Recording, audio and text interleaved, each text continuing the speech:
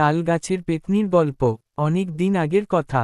এক গ্রামে ছিল একটি বিশাল তাল গাছ। গাছটি এত উঁচু যে তার মাথা মেঘ ছুঁয়ে যেত। গ্রামের মানুষরা বলতো, ওই গাছের মাথায় থাকে এক ভয়ঙ্কর পেত্নী। রাত হলেই নাকি সে গাছ থেকে নেমে আসে আর যার সঙ্গে দেখা হয় তাকে ধরে নিয়ে যায়। গ্রামের কেউ গাছের কাছে যেত না, বিশেষ করে রাতের বেলা। একদিন পাশের গ্রাম থেকে এক সাহসী যুবক এল। তার নাম ছিল হরু।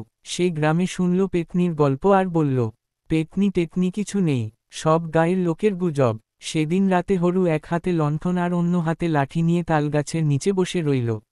রাত 12টার সময় হঠাৎ এক শীতল হাওয়া বইতে লাগল। লণ্ঠনের আলো দুলে উঠল। গাছের মাথা থেকে শোঁ আওয়াজে কিছু নেমে এল। মুহূর্তের মধ্যে সে দেখতে পেল লম্বা চুলে ঢাকা এক ভয়ঙ্কর পেত্নী, লাল জলজলে চোখ, লম্বা নখ, আর ভয়ঙ্কর হাসি। পেত্নী গলা কাঁপিয়ে বলল, এত রাতে কে আমার গাছের নিচে বসে আছিস?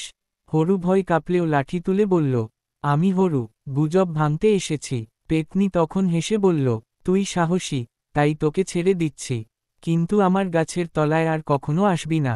সেই থেকে হরু গ্রামে ফিরে এসে সবাইকে জানালো, পেত্নী সত্যিই আছে, কিন্তু তাকে বিরক্ত না করলে সে কাউকে ক্ষতি করে না। শিক্ষা: অকারণে ভয় পাওয়া উচিত নয়, কিন্তু পুরনো বিশ্বাসকে সম্মান করা দরকার। এক গ্রামে ছিল এক লোভী পেত্নী। রাত হলে সে গ্রামে নেমে আসত আর গরুগুলো চুরি করে নিয়ে যেত। গ্রামবাসীরা ভয় রাতে গরু চড়াতে বের হতো না। সবাই ভাবত, পেত্নীকে কে ধরবে? একদিন গ্রামের বুদ্ধিমান রাখাল পটলু ঠিক করল, আজ আমি পেত্নীকে ফাঁদে ফেলব। সে গরুর খামারের পাশে লুকিয়ে থাকল। মধ্যরাতে পেত্নী এসে ফিসফিস করে বলল, গরু গরু বেরো, আমি তোমায় নিয়ে যাব।